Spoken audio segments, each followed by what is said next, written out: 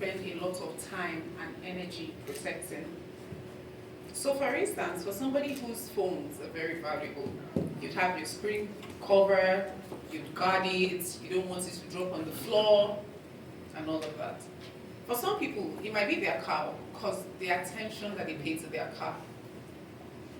But I mean, I'm happy that the two people have admitted that the health is the most valuable asset. And this is important because health is the foundation upon which everything rests.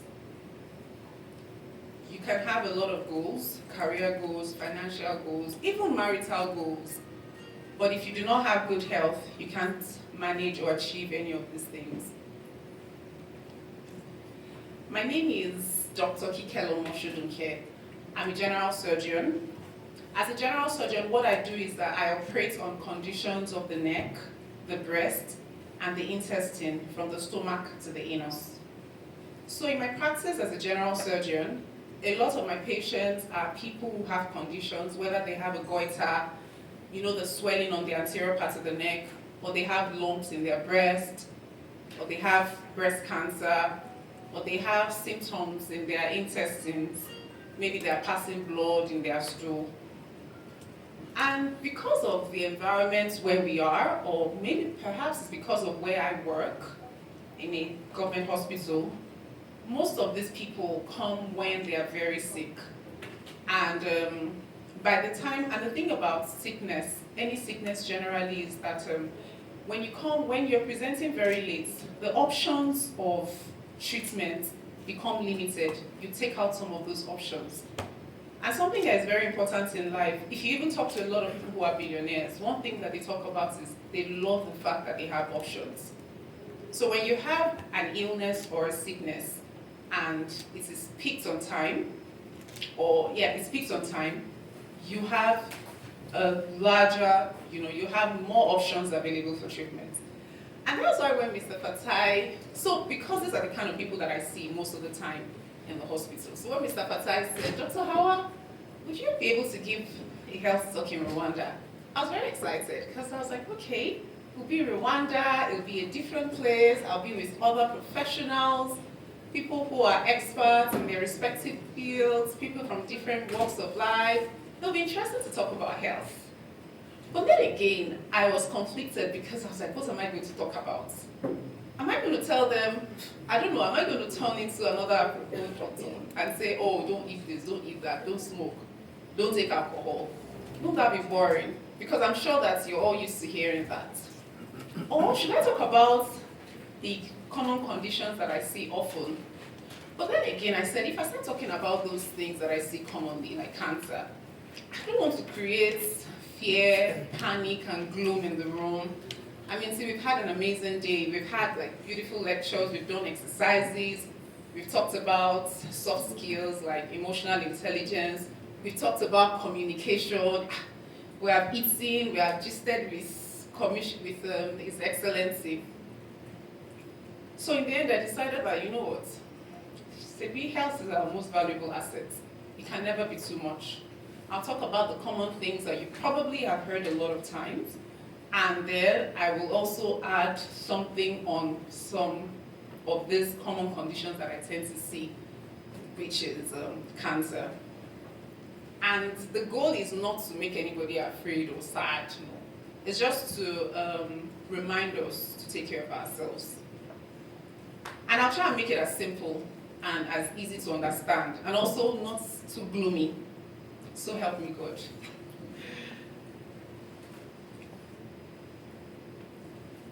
So we've agreed that health is our most valuable asset. Now the thing about health is that if you're strong and you don't have any illness, you don't have any disease, you don't have hypertension, diabetes, or anything, but mentally you're depressed, you are sad, you are anxious about something, can you really consider yourself healthy? No. Now, if you have good peace of mind, your mind is at rest, you are happy, but you have sickness, can you consider yourself healthy? No. Good. So the thing about health is your physical, mental, emotional well-being must be together. that is when you can say that you're healthy.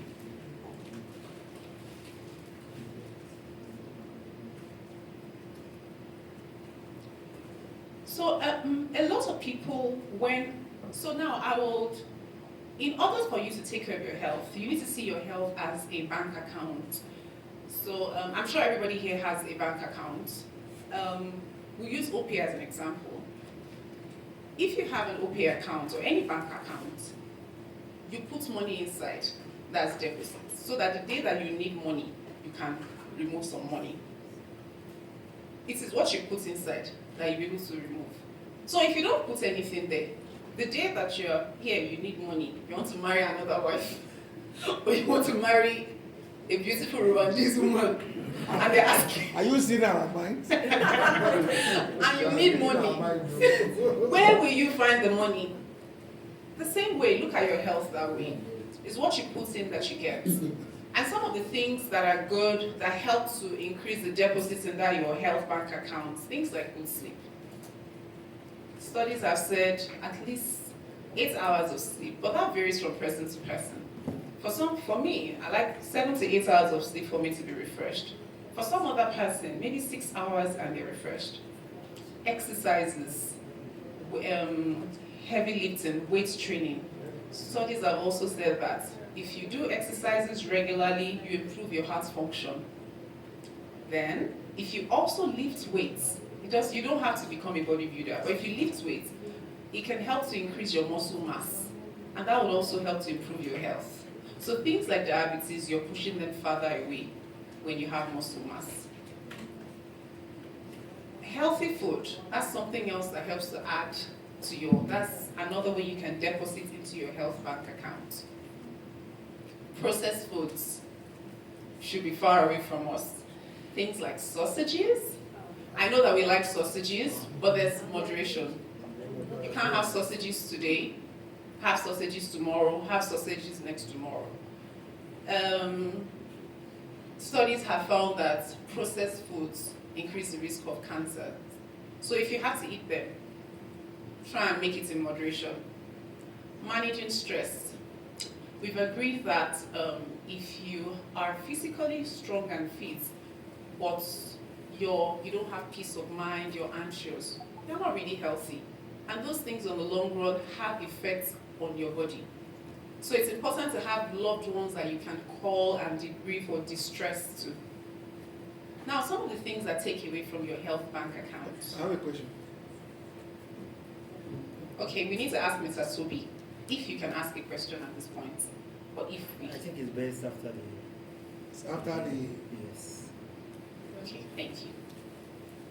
So some of the things that withdraw from your account, your health bank accounts, are smoking, excess alcohol, chronic stress, physical inactivity.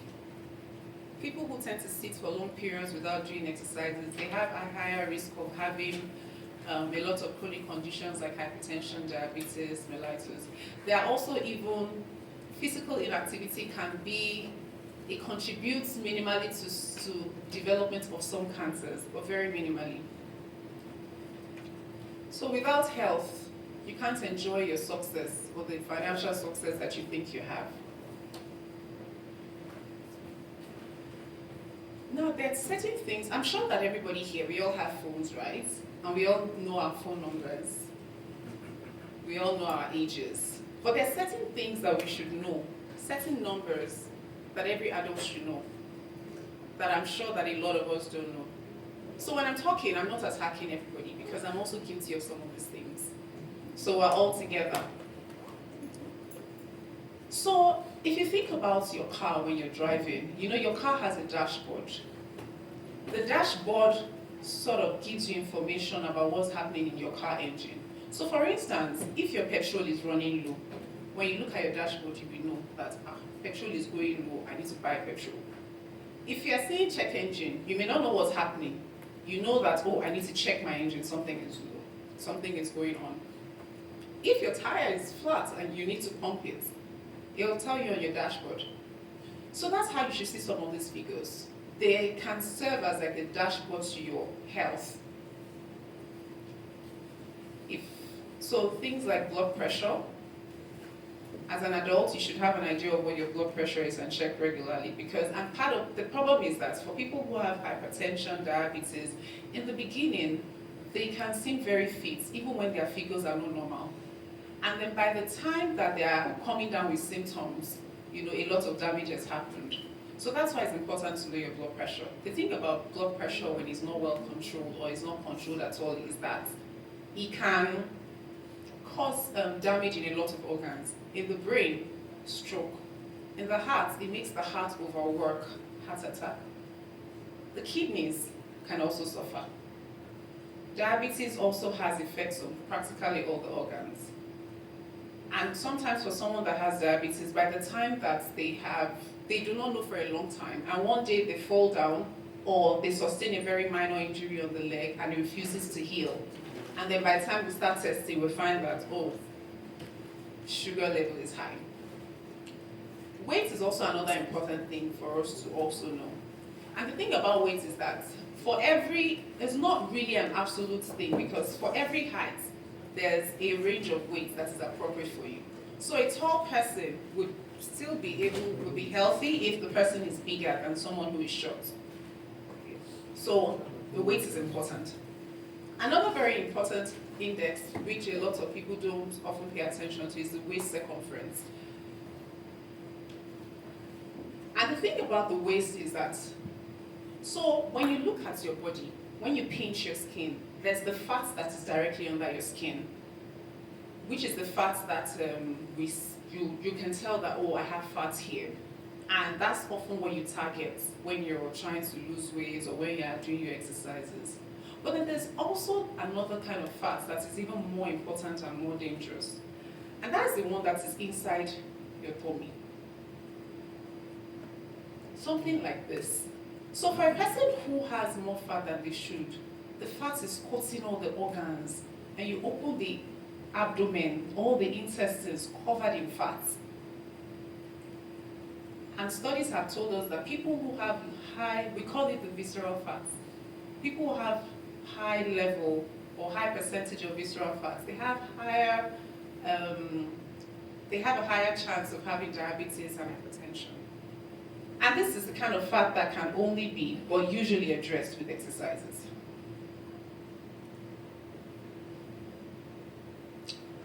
Cholesterol levels. Cholesterol is a kind of fat that is found within the blood vessel. And what happens is, when the person's cholesterol level is too high, it can cut the vessel, line the vessel, and makes it difficult for the blood to flow well. So if you look at the first picture, you can see the blood vessel, and those things inside are the blood cells. There's a laminar flow, blood is flowing from one end to another.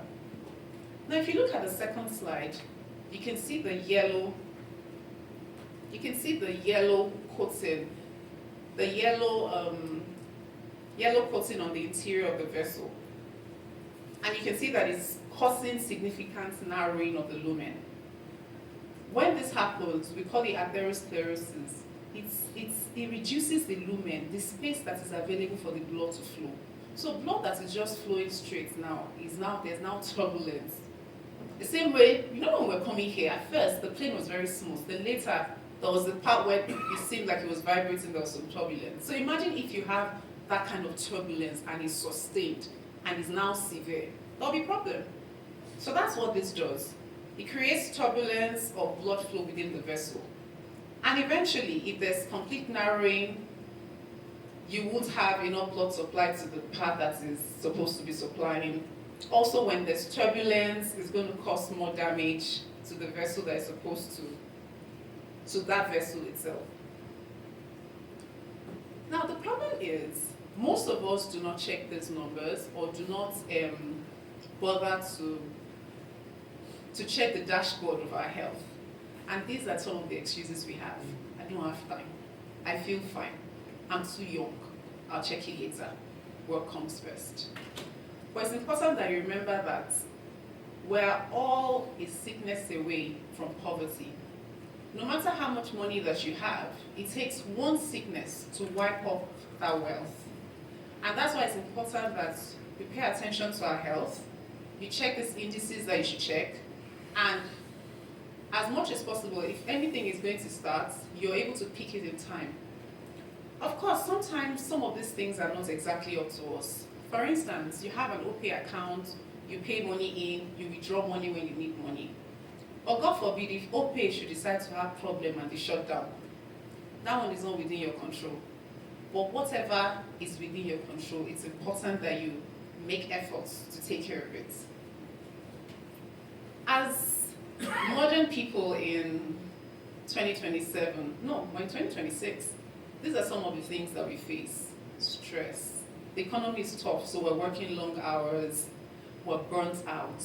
So the thing about burnout is physical, emotional exhaustion because you have been accumulating stress. So you have been facing a lot of stress and you have not had time to recharge after each attack on you. And so that continues. The cumulative of that is what is called burnout. And you find out that you just be angry for no reason, you're just very grouchy, or the things that, you're just very angry and you're not even in the mood. Or you go to bed, you sleep for 7 hours, you wake up and you are tired. Poor sleep because we're trying to work hard. Obesity because of our diets and the fact that these days a lot of people, we don't do a lot of exercises anymore. We have escalators, elevators, lifts, Ubers everywhere. Sedentary lifestyle, most of us work in the office or in our shops or stores, so we don't move around. Then we tend to do a lot of junk, quick food, burgers, cheese, French fries. All of those things are some of the things that are challenges. So the diet plays a very big role. Things like vegetables, fruits, lean protein like fish, eggs, healthy fats, drinking lots of water. Those things are beneficial. Things that are sugary, I'm not saying that you shouldn't take sugar because you need sugar. If you can't spend the whole lifetime not taking sugar. Sugar also has what it does, but it's important that it's in moderation. Ultra processed foods, those are like sausages, like most of the canned foods, because they have a lot of preservatives that are being used. I know that there was a time that it was in the news, or was it in a documentary, that some fish that was being imported from some country, they were using formaldehyde to preserve. So ultra processed foods are not safe. Too much salt, excess sugar, eating a lot of fast foods, excess alcohol, smoking. Other things you need to pay attention to: your teeth and your eyes. So we'll go on to some of the things that I see regularly. Cancer. As a surgeon, there's certain things that I would like everybody in this room to pay attention to. The women, breast lumps. You should know your breast, you should be able to examine your breast, you should understand your breast. And that's because one of the most catastrophic effects, because of the risk of breast cancer. Another reason why cancer generally is something very important to talk about is that in the last 10 years, there has been an increase in the amount of young people that are coming down with cancer. So before, it used to be like a disease of the old people, like from 70, 80. But now, people as young as 40, people in their 40s, 30s are getting diagnosed with cancer. And a lot of the times in our environment, they're getting diagnosed with it when it is really advanced and the chance of cure is very minimal. So it's important that you pay attention to your breast and know how to examine. And the thing about breast cancer is one of those cancers that have screening programs. So at least from the age of 40, you should get your check. You should see your doctor to discuss plans of screening. Men also have breast cancer. So it is just not as common as women. Yes. So if you find a swelling in your breast as a man or a lump, you should get it checked. You should seek medical attention and get it checked. Then anybody who also has a family history of cancer should also see the doctor and discuss plans to start screening, because such people don't have to wait till the age for other people. So for instance, most of us here are like average, we call them average risk, meaning that you don't have family history, so you just have an average risk of cancer. But there are people who maybe their sister, their mother, family members have had cancer. Such people are considered to be at high risk. So such people will need to start screening earlier than the rest of the population. If you go to the toilet and you see that you have passed blood in your stool, or you even pass stool and your stool is black, like charcoal black, you need to get it checked.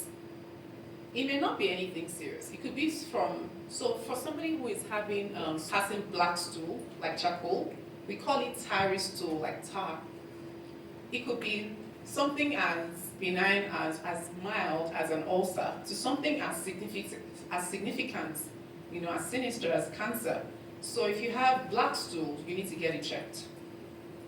If you go to the toilet and you see that you're passing blood, you also need to get medical attention to know what's happening, because that could also be a sign of cancer. It doesn't have to be, it may even just be hemorrhoids. It may be nothing, but you have to get it checked. If you're having persistent abdominal pain, this part of your tummy is paining you yesterday, next week it's paining you again, that might just be your body trying to tell you that something is happening. If you have changes in bowel habits, so for instance, most of us, I'm sure, use the toilet once a day. We go to toilet and pass stool once a day, every day. So if you see that there's a difference, there's a change in your habits, for instance, you used to go to toilets every day, but now you go to toilet today, you pass watery stool, then you go in 2 days' time, or after 3 days, you pass watery stool again, it might be your body trying to tell you that something is happening. So you need to get that checked. If you're losing weight and you can't explain what's happening, you're just losing weight, or your appetite is just, you're losing appetite, you need to get it checked. So here these symptoms I've told you that I would like you to know. I've talked about breast, because breast cancer, and breast cancer is actually very common. That's like the commonest cancer in women now. And people, the youngest person that I've seen with it was in her 20s. Rectal bleeding, that's bleeding, if you see blood in your poo-poo, that could be colon cancer. It may not be, but it could be. If you're seeing persistent abdominal pain, it could also be colon cancer. It could also be cancers of other organs, which I do not want to go into, because I don't want to create any gloom here. So the important thing is, so one thing that is very important is you need to screen. Is there anybody that is less than, is there any girl, any woman in this room that is less than 30? Or no, I don't even want to ask that. I'm sure there are people here, I'm sure there are women here that are more than 40. Is there anybody here that's ever screened for breast cancer? Yes, okay. Excuse me. Here in Rwanda, it is the last for Africa and Sorry? Here in Rwanda, we got that chance to get free screening for ovarian cancer and breast cancer. Okay, you get free screening. Yes. Oh, you're lucky then. Okay, so that makes it easy. So that means it's commonplace in Rwanda for women to get screened. Okay. We even have an international institute for cancer. Oh, okay. Okay, in other African countries, I don't know if they share that, if it's the same, it's not the same situation. So, the importance of screening for any of these conditions is that you are able to pick the condition before it even starts, or just when it is starting. And when it is picked early, then it's very possible that that person can be cured. So here I have pictures of what a normal breast would look like. If you look at the second page, you can see that there's early breast cancer written there. The breast also looks normal. So that means that in someone who has breast cancer, the breast can look normal. And then when it's advanced, that's what it looks like. Well, there's a spectrum of ways that people with advanced breast cancer can present, but this is one of the dramatic common ways.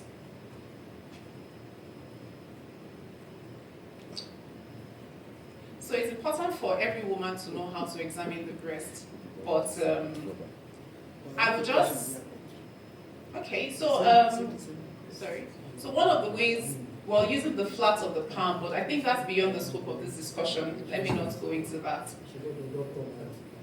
So the other cancers that are important that we need to screen for, the common ones, breast, cervical cancer. For breast cancer, the screening is usually done first.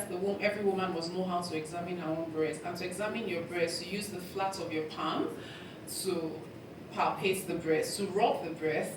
So think about it this way. You know, if you have sand on the table and you put a paper on the sand, if you want to check if there's sand under that paper, if you pick it with your hand, you know you can't tell. But if you put your fingers on the paper and you rub it, you can tell, oh, there's a swelling here, oh, there's sand here, oh, this place feels gritty. So that's how you examine the breast. And to examine the breast, you divide it into 4 quadrants, 4 parts, draw a line through the middle, longitudinally and transversely, and check each quadrant. The other test that we do, ultrasound scan for people less than 40 years old. For women that are more than 40 years old, they do mammogram, because women who are less than 40, their breast is more dense, so they have different investigations. Yes. But most women who are less than 40 would have more dense breasts, of course, but there are some situations where you find even women who are over 40 with dense breasts. Then another cancer is cervical cancer. That one, the screening should be done. Pap smear is usually used, so usually done every 3 years. You see the gynecologist. The gynecologist takes pap smear for the test, and then they run the test. Cervical cancer is also important. It's important to check because it is potentially curable if it is found early. If it's found late, it can spread around the body and result in early death. Colon cancer. Colon cancer it's just cancer of the large intestine. The large intestine has different parts, and when someone has colon cancer, they can present with poor appetite, weight loss, passing blood in the stool, or change in bowel habits, as I talked about earlier, where somebody who would normally use the toilet every day is now having diarrhea today, another episode of diarrhea, maybe person will have constipation now, diarrhea, then constipation, then diarrhea. Think of colon cancer. Colon cancer is also important to be screened. Usually at the age of 45, every adult should start screening. And the best investigation for this is called a colonoscopy. Has anybody here had one before? Okay. So as we're taking care of our social and mental and emotional well-being here in Rwanda, let's think about it. A colonoscopy is a test in which a camera there's a long tube with a camera is inserted into your anus. So usually before the test, they'll give you some drugs for like 3 days, 4 days, so that you go to toilet, pass to, and empty the intestine. Then on the day of the procedure, you'll be taken to the colonoscopy suite, you'll be positioned, then the tube will be passed through your anus. The tube is connected, it has a camera at the tip, and it's connected to a monitor, like to a TV. So as the tube is passing through, we're looking at the TV. So under direct vision, the person doing it will be looking at the intestine to see if there's anything. Is there any swelling? Is there any tumor? Is there anything here? And sometimes when they find something that is small, that is not even a cancer yet, we remove it and take it to the lab to test. So that's very important.